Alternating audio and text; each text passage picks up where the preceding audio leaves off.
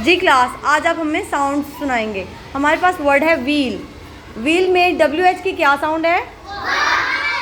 Double E की, L की, क्या बना? व्हील।